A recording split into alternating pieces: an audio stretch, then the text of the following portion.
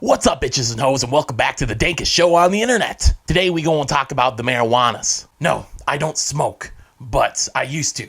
I'd like to think I'm kind of in the middle ground on this position and unbiased because I used to do it. I know what it's like, but I don't do it anymore because I just don't like it. I respect the smoker, but I know someone that doesn't. And it's this little weenie right here, Onision. Now, if you don't know who Onision is, he's basically a guy with x-ray vision. He knows all of your buttons, and he knows how and when to press them. And he's going to push all those buttons, whether you like it or not. He cries so much about people mocking feminism, even though on his videos, it seems like he's extremely anti-feminist. He did that cancerous 1,000-degree knife bullshit and cut through a Bible like an edgy prepubescent prick. Whoops. Oh, Jesus. Oh, the offense. Not the book of John. Oh, no. Oh. And he posts tweets like this all the time. But today he posted this video. At first glance, maybe he had some kind of altercation. No, it's a lot worse than that. Let's check it out. Hello, I'm hoping to have a decently productive conversation, one way, unfortunately, about marijuana and relationships. Decently productive conversation. Are you fucking serious? None of your content calls for productive conversation. I mean, I'll say it again. You cut through a Bible with a 1,000-degree knife just to be like one of those edgy, non-religious dickheads. Yes, be real, please. Onision, no one will ever take you seriously. Give up. Both my wife and I have been in relationships in the past where we were against marijuana use and they were pro marijuana use. Where they would smoke pot, we would get upset by it. And in many situations, we would break up with those individuals. Okay, let me get this straight, and realize I'm bringing up really old news here, but apparently having your wife who is bi get a new girlfriend who is 19 years old, and you, Onision, having sex with that 19-year-old is okay, but weed is definitely off limits. Devil's lettuce, yeah, completely off limits. If you're having weed, get fucked. If someone says in a relationship that I don't want you to ride a certain brand of bikes anymore, or I don't want you to drink a certain kind of juice anymore, because from my perspective, it harms our relationship for some reason, or it does something else that's destructive. Weed as compared to bikes and juices, huh? Are you a fucking idiot? I'm pretty sure you could have found a better comparison, because juice and bike brands are rarely ever needs. Something else can be replaced with it, like you're about to say next. Haha, I watched this video first. You see that? Marijuana, however, is a needed plant. It's a medicinal, supplemental, and recreational drug. We can't compare silly, everyday things to something that clearly has more importance in every single shape of the way. Please give us any reason why we should listen to you, Onision, Banana Boy, on this topic. If I'm supposed to give up a certain brand of something because it's too expensive for us to afford, or because it hurts my significant other's feelings, or just makes them uncomfortable, I don't care. It's fine. There are other ways to enjoy bikes, other brands. There are other juices to enjoy. But with pot, it seems like people are unwilling to compromise. And a lot of people are willing to lie about it for the sake of continuing to use pot.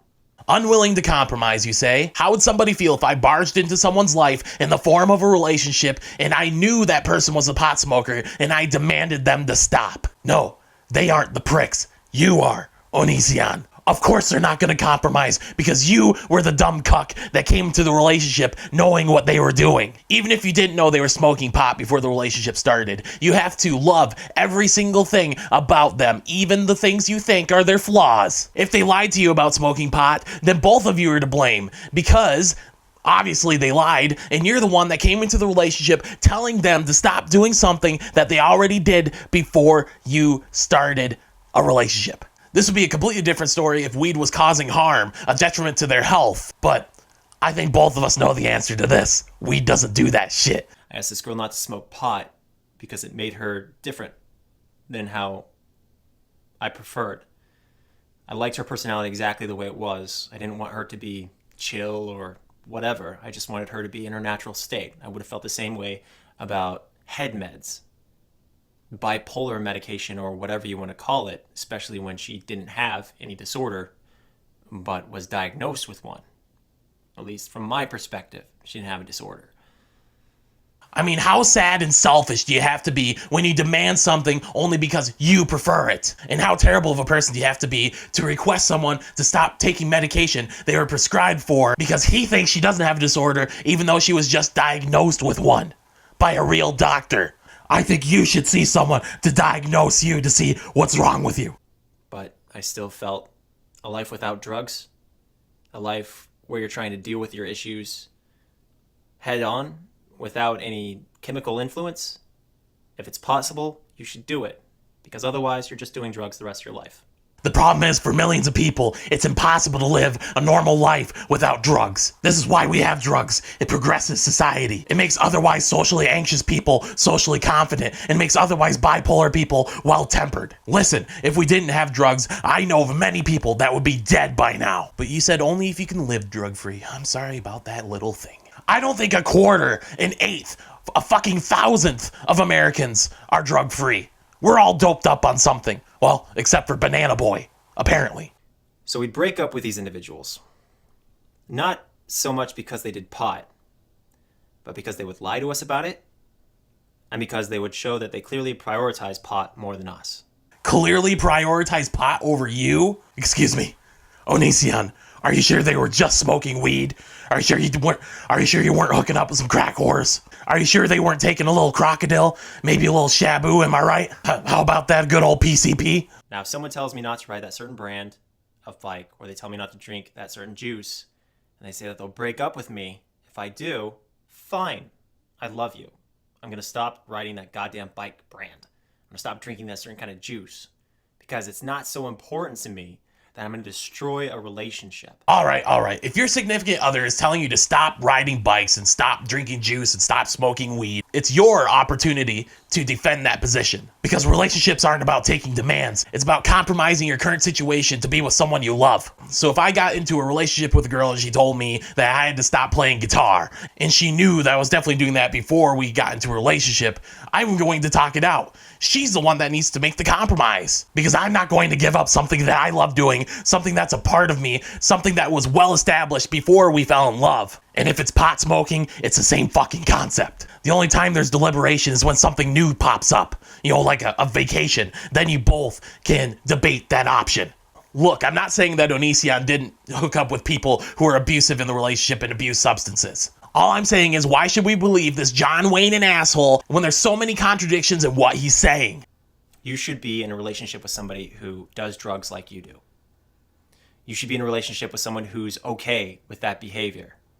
Criminals, if it's a crime to do whatever drug you're doing, should be with other criminals. And people who do not commit crimes should be with people who do not commit crimes. Why? Because we deserve who we are. Well, all I gotta say is there isn't a should or shouldn't in this situation. People fall in love in different ways and live completely different lifestyles. To say pot smokers should be with pot smokers and criminals should be with criminals, or people that deal with that kind of stuff, is completely wrong. Because these people could be anyone. Even you! Again, why should we listen to you? So what I'm saying in this video is not that pot is absolutely horrible and everyone who does pot are terrible people.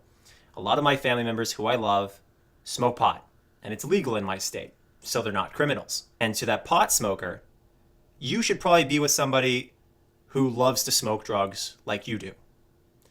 Because that way you can go on smoking pot the rest of your life, blowing money on drugs, without anyone telling you not to do what you're obviously addicted to doing.